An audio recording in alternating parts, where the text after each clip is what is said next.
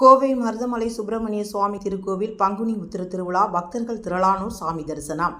7ஆம் படை வீடு என கருதப்படும் மருதமலை சுப்பிரமணிய சுவாமி திருக்கோவில் கும்பாபிஷேகமானது கடந்த 4ஆம் தேதி நடைபெற்று முடிந்தது.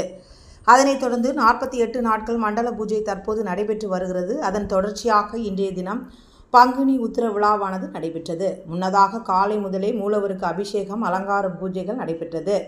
அதனைத் தொடர்ந்து உற்சவருக்கு மாலை அலங்காரங்கள் செய்யப்பட்டு சப்பரத்தில் முருகப்பெருமான், வள்ளி தெய்வானையுடன் கோவிலை வலம் வந்தனர்.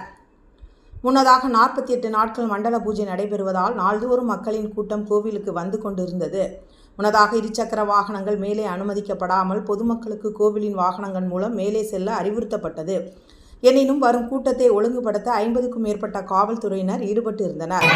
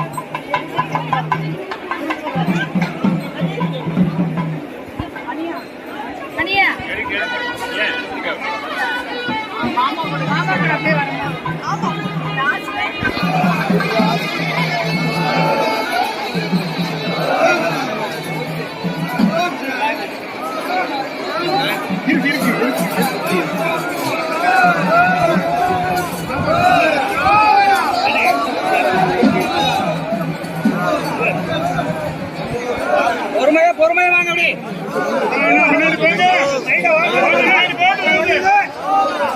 சைல நிக்கிறவங்க